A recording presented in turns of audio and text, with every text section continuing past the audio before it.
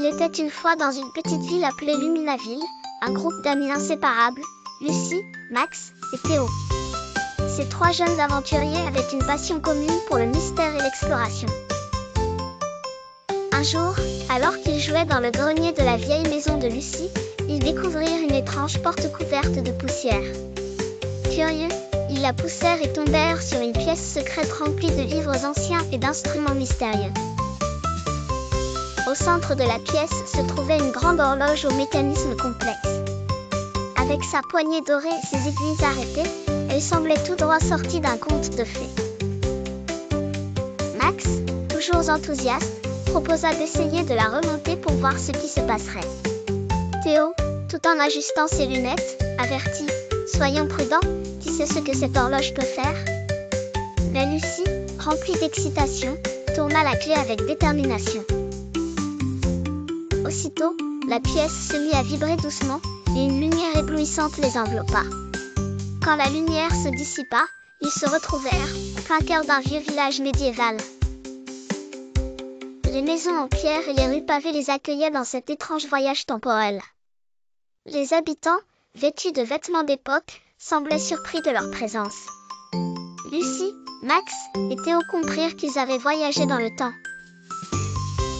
Émerveillés mais un peu inquiets, ils décidèrent d'explorer les lieux. Ils rencontrèrent un sage du village qui leur expliqua que chaque fois que l'horloge se remettait en marche, elle emmenait ceux qui l'entouraient vers une époque différente. Mais il y avait une condition, pour rentrer chez eux, ils devaient trouver le fragment du temps, un petit cristal dissimulé quelque part dans le village. Les trois amis firent le serment de retrouver le cristal ensemble. Ils fouillèrent donc le village, demandant l'aide des villageois, qui finirent par leur raconter l'histoire d'un dragon veillant sur un magnifique château en ruine, là où le fragment du temps pourrait se cacher.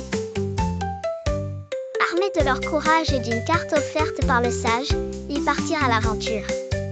Après une traversée de forêts peuplées d'animaux étranges et de plantes aux senteurs inconnues, ils arrivèrent au château. Le dragon, bien que redoutable, s'avéra être une créature bienveillante, gardant simplement le cristal contre ceux qui voudraient en abuser. Ils réussirent à convaincre le dragon de leur rendre le cristal en promettant de le protéger une fois chez eux. Le cristal en main, ils retournèrent au village où l'horloge miraculeuse les attendait.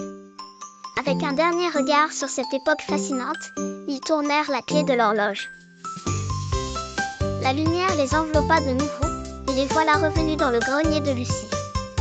Cette aventure resta leur secret, mais elle leur enseigna l'importance de l'amitié et la magie des histoires passées. Ainsi, chaque fois qu'ils avaient le goût de l'aventure, il leur suffisait de se souvenir de ce voyage inoubliable, sachant que le temps n'était plus un mystère à leurs yeux.